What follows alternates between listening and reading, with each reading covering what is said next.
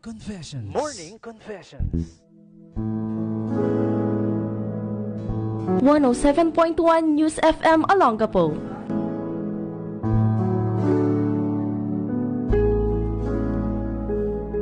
Magandang umaga, Yuri, sa lahat ng bumubuo at patuloy na nakikinig at sumusuporta sa iyong programang Good Morning Bandera. Ako nga pala si Patricia. Gusto ko lang ibahagi ang isang pangyayari sa buhay ko na hanggang ngayon ay ipinagpapasalamat ko pa rin. Noong nakaraang taon kasi pakiramdam ko gumuho ang mundo ko. Nawalan ako ng trabaho, naghiwalay pa kami ng taong akala ko makakasama ko habang buhay.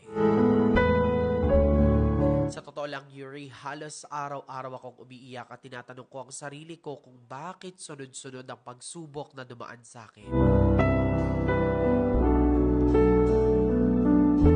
Pero habang tahimik na nakaupo ako sa labas ng bahay namin, lumapit ang nanay ko at sinabi sa akin, "Anak, minsan may mga nawawala para mas may magandang dumating."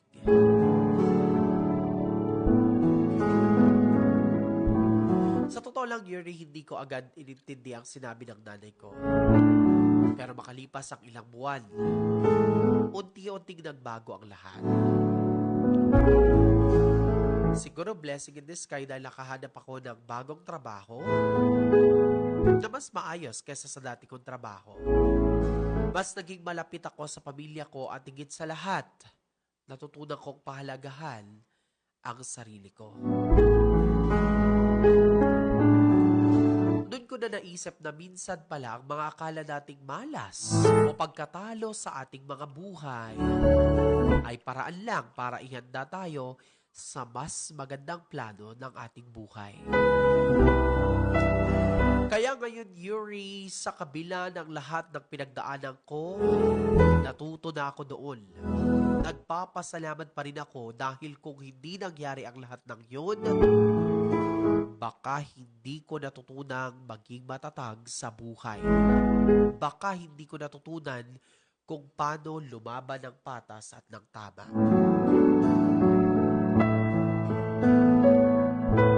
Minsan talaga may mga pagsubok tayong pagdadaanan sa buhay para subukin kung hanggang saan tayo kayang lumaban. Maraming salamat po, DJ Yuri, sa pagbabasa ng aking kwento. Sana ang kwento ko ay magsilbing paalala na kahit gaano kahirap ang pinagdadaanan natin, may dahilan pa rin tayo para magpasalamat. Lubos na gumagalang at nagpapasalamat, Patricia. At ito po ang aking Morning Confessions.